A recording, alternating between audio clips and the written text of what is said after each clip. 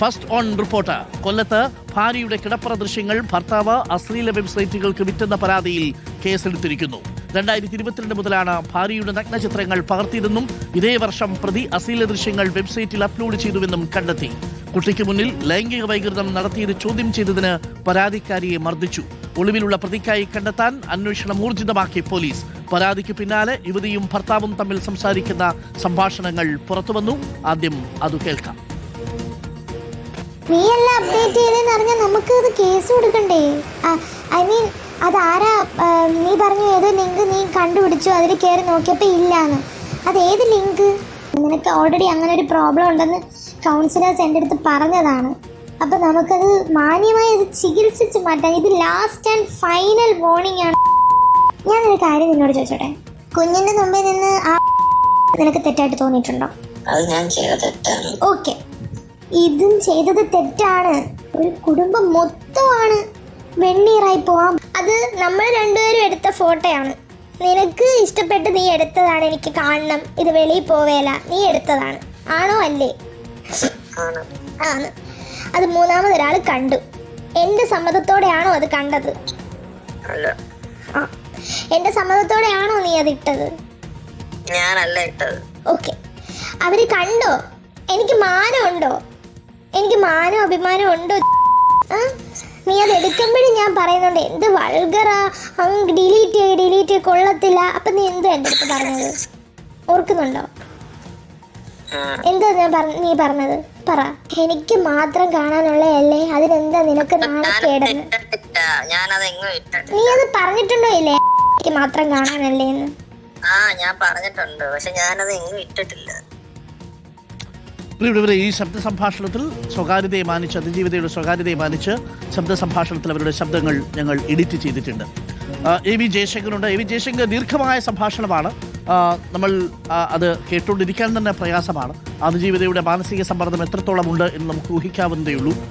ഒരിക്കലും ഒരു പങ്കാളി ചെയ്യാൻ പാടില്ലാത്തതാണ് ആ പെൺകുട്ടിയുടെ ഭർത്താവ് ചെയ്തിരിക്കുന്നത്. ഒരു കുഞ്ഞുണ്ട്.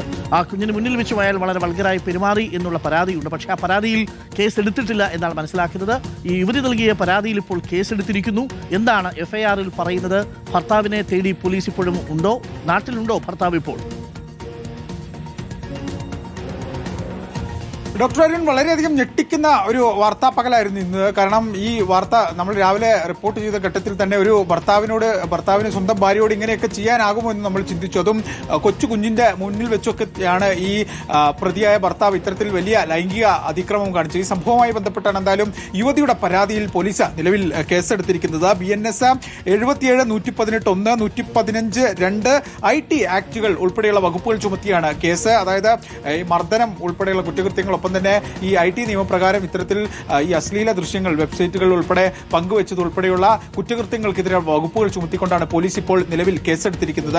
ഇന്ന് രാവിലെ യുവതിയുടെ അഭിഭാഷകൻ വലിയ തോതിൽ ആ യുവതി അനുഭവിച്ച പ്രശ്നങ്ങൾ, ആ യുവതി നേരിട്ട പീഡനങ്ങൾ, പ്രശ്നങ്ങൾ, എല്ലാ കാര്യങ്ങളും വിശദീകരിച്ചതാണ്. ആ കാര്യം തന്നെയാണ് യുവതി പിന്നീട് പോലീസിന് മൊഴിയായി നൽകിയത്. ആ മൊഴിയുടെ അടിസ്ഥാനത്തിലാണ് ഇപ്പോൾ എന്തായാലും കൊല്ലത്ത് പോലീസ് ഈ സംഭവവുമായി ബന്ധപ്പെട്ട് കേസ് രജിസ്റ്റർ ചെയ്തിരിക്കുന്നത്.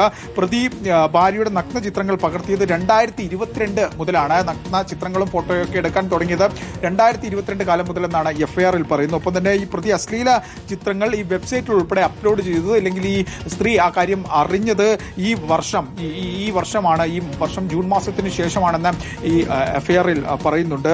നാട്ടിലെത്തിയ ശേഷം ഈ ഭർത്താവ് ഈ പ്രതി ഈ കുട്ടിയുടെ മുമ്പിൽ വെച്ച് ചില ലൈംഗിക ചേഷ്ടകൾ, ലൈംഗിക വൈകൃതങ്ങൾ കാണിച്ചു. ഇത് ഈ പെൺകുട്ടി ചോദ്യം ചെയ്തു. പിന്നാലെയാണ് ക്രൂരമായ മർദ്ദനം നേരിടേണ്ടി വന്നത്. അയൺ ബോക്സ് ഉൾപ്പെടെ ഉപയോഗിച്ച് ആക്രമിച്ചു. ഒപ്പം തന്നെ താക്കോൽ കൂട്ടം ഉപയോഗിച്ച് ദേഹാസകലം മുറിവേൽപ്പിച്ചു. പിന്നീടാണ് പെൺകുട്ടി ഡോക്ടർ അരുൺ ഈ വിവരം കുടുംബത്തോട് വിളിച്ചു പറയുന്നത്. ഇയാളെ നാട്ടിൽ, ഞാൻ രാവിലെ പറഞ്ഞ പോലെ, ഇയാളെ അവിടെ നിന്ന് കൊണ്ടുവന്ന്, വിദേശത്ത് നിന്ന് കൊണ്ടുവന്ന് നാട്ടിലെത്തി കൗൺസിലിംഗ് നടത്തി നന്നാക്കാൻ വേണ്ടിയാണ് ഈ പെൺകുട്ടി കൊണ്ടുവന്നത്. പക്ഷേ നാട്ടിലെത്തിയിട്ടും ഇയാൾ ലൈംഗിക വൈകൃതം തുടർന്നു. പിന്നീട് കുടുംബത്തോട് പറയേണ്ടി വന്നു.